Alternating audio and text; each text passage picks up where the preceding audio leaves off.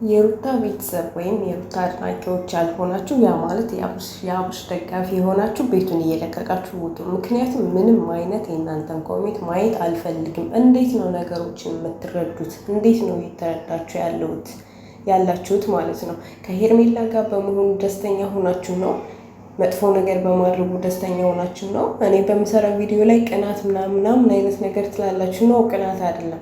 ሰላም ቤተሰቦች እንዴት ናችሁ? ደህና ናችሁ? ከኔ ጋር ሁሉ ሰላም፣ ሁሉ መልካም ነው። ይሄ በጣም የወጣና ያፈነገጠ ነገር ስለሆነ ነው። ምክንያቱም የልጁ እናት ብዙ መስዋዕትነት የከፈለችለት አሁን እዚህ ደረጃ ለመድረሱ ዋነኛ ምክንያት የሆነችው ሩታ ነች አይደለ? ከሩታ በኋላ ብዙ ሴቶች ጋር ሸሸ ገዳሜ ማለት ብዙ ነገር ማድረግ ይሄ ተገቢ አይደለም። ሩታም ደግሞ አሁን ላይ አይኖ ተታርቀዋል፣ አንድ ላይ ናቸው፣ ልጃቸውን አንድ ላይ ሊያሳድጉ ነው። ግን ይሄንን ነገር ተገቢ ነው ወይ?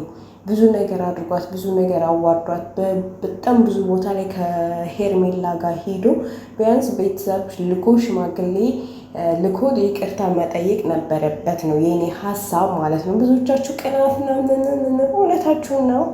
ስሬስሊ ነው። ይሄ ቅናት አይደለም። ይሄ ቅናት አይደለም። በቃ ወንድሙ ብቻ ታታረቁ ምናምን አላችሁ። ኦኬ አለች። ይሄ ትክክል አለ። ሩታ ራሱ ትክክል አላደረገችም። በቃ ሽማግሌ ትላልቅ ሽማግሌዎች እሷን ልትለመን ይገባት ነበር ሩታ ማለት ነው።